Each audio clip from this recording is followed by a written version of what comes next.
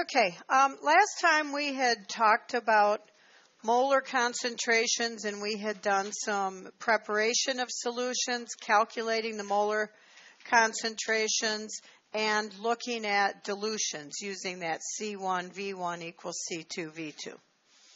This next section is talking about titrations and using molarity as a conversion factor in titrations. Titrations are chemical reactions that take place in solution, and we have a measured volume of our sample, and then we titrate it with a measured volume of the other reactant. We know the volume that's added, and we know the concentration, so we can use those conversion factors to get our mole-to-mole ratio from a balanced equation. Typically, when we do a titration, we would like to stop at the end point. We define the end point as where we have stoichiometrically equivalent concentrations of the two analytes. But it's hard to tell that. We can't look at something with our molecule C and I and see the end point. So we need to figure out a different way to find the end point, and we do that using an indicator. An indicator is some kind of a compound that changes color when we get to a different pH, and that tells us the reaction is complete. Typically, when we are using an indicator, the color change occurs very close to the equivalence point. But we talk about the end point is where we stop, and the equivalence point is where we have the stoichiometric equivalency.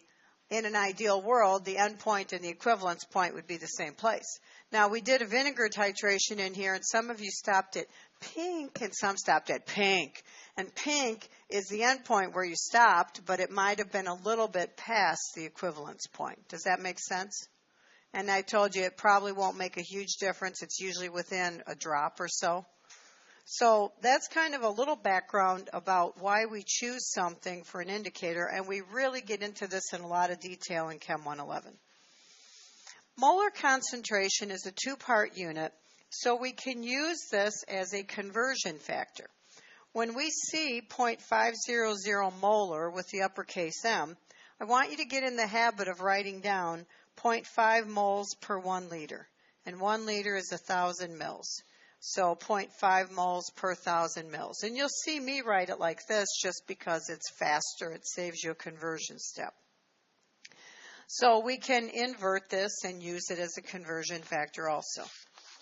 Now, I'm going to show you how to do this in a different way than your book does, because I have a real problem with the way your book does this.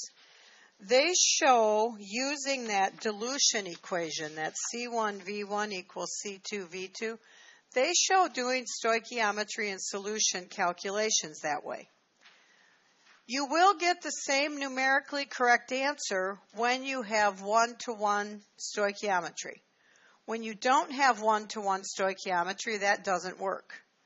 And because of that, I have a real problem philosophically with the way they teach it. That little equation is designed for dilutions, not for titrations. So the way they show it in the book and the way you're going to see me do it is different. And I suggest you do it my way, because the other way only works with one-to-one stoichiometry, and I will make sure there is no one-to-one stoichiometry on the test. So if you try and do that, it won't work, okay, because most of the world isn't one-to-one stoichiometry. All right, let's look at this one. This one is, we have hydrochloric acid reacting with sodium hydroxide to make sodium chloride and water. So the question, how many milliliters of 0.5 molar sodium hydroxide solution will be required to neutralize 25 milliliters of 1.75 molar HCl? Well, we always start by balancing the equation, and this one is balanced. 1 to 1 to 1 to 1. Now, look at this and write down your conversion factors. We're looking at sodium hydroxide and hydrochloric acid. So I need information about those two materials. I know that sodium hydroxide is 0.500 moles of sodium hydroxide per liter, and a liter is 1,000 milliliters. I'm just going to work with milliliters because the question asks for my answer in milliliters. My HCl is 1.75 moles of HCl per liter, or per 1,000 milliliters. I know I have I know I have 25 milliliters of HCl, and I want my answer in milliliters of sodium hydroxide. So by taking all the information away from the words, I think it's easier to deal with. I want my answer in milliliters of sodium hydroxide. So if I look at that, it means at some point I'm going to have to turn this upside down to get my milliliters of sodium hydroxide. Now I look at my balanced equation. And my balanced equation gives me the stoichiometry of 1 mole of HCl reacts with 1 mole of sodium hydroxide. Now, the next part is always the tricky part. Where do I start? You can start anywhere. Sometimes you'll end up with your answer upside down and you might have to go back and flip it all around. So you always have to watch for that. But let's start with the amount of HCl I have. I have 25 milliliters of hydrochloric acid. Now, just like before, we changed grams to moles, moles to moles, and moles to grams. Remember on those stoichiometry problems? So here we're going to change milliliters to moles, moles to moles, and then moles to milliliters. So I have milliliters of A. I'll use the molarity to change it to moles of A. Then I use my mole to mole ratio to change that to moles of B. And I use my molarity to change moles of B to milliliters of B. So I know that I have 1.75 moles of hydrochloric acid per 1,000 mils of HCl. So my milliliters of HCl cancel. Now I know that I have 1 mole of sodium hydroxide for every 1 mole of HCl. And I know that 1,000 milliliters of sodium hydroxide contains 0.5 moles of sodium hydroxide. So when I look at the math now and think of my units, my moles of HCl, my mils of HCl, and my moles of sodium hydroxide cancel. I'm left with the unit I want, milliliters of sodium hydroxide. So I get 87.5 milliliters of sodium hydroxide. Now, in this example, because it's one-to-one stoichiometry, if you had used that C1V1 equals C2V2, it would work. But it doesn't work when it's not one-to-one stoichiometry. So I caution you, use the fence post. Don't use that because it will get you in trouble. And personally, I don't know why the author put that in because I think that's just wrong. All right, now let's look at a different kind of problem using molarity for titrations. In this one, we're trying to find the molarity. What is the molarity of an aqueous sulfuric acid solution if 12.88 milliliters is neutralized by 26.04 milliliters of 0.1024 molar sodium hydroxide? Okay, we want a two-part unit here. We want our answer in moles per liter of sodium or of sulfuric acid. So this means that somehow I have to get those two different units. I need moles of sulfuric on the top and I need volume of sulfuric on the bottom.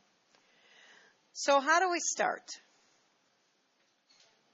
Balance the equation. 1 mole of sulfuric takes 2 moles of sodium hydroxide and we make 2 moles of water. So now it's balanced 1 to 2, 1 to 2. So we think about this and you say, well, where do I start? Well, I have 26.04 milliliters of sodium hydroxide and I know the molarity. So I can start with that. 26.04 milliliters of my sodium hydroxide.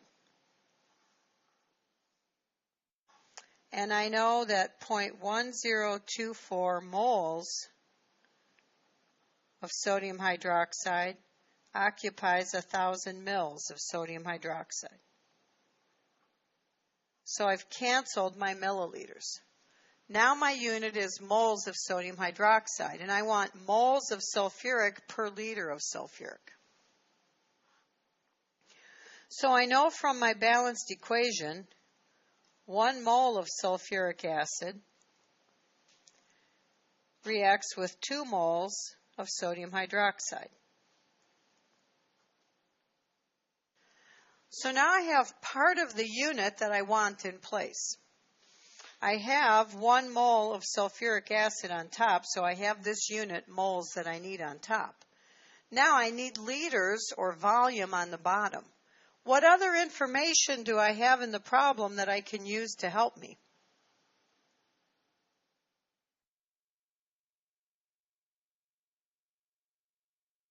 I have 12.88 milliliters of sulfuric acid. So now I can put this on the bottom. You don't have to have anything on the top. I'm just going to divide by the volume of sulfuric acid. I want my answer in molarity, and right now I have milliliters. So the next thing I'll do is change my milliliters to liters. And now I have the units I want, moles of sulfuric acid per liter, or molarity, and it is 0.1035. Now, I like to think about just looking at the numbers and putting them where you want. Sometimes you'll see people do these by starting out with these two volumes together, saying it's 26.04 milliliters of sodium hydroxide per 12.88 milliliters of sulfuric. And that works too. But there's nothing wrong with just putting it on the bottom over here because you're just dividing. You don't have to have anything on the top.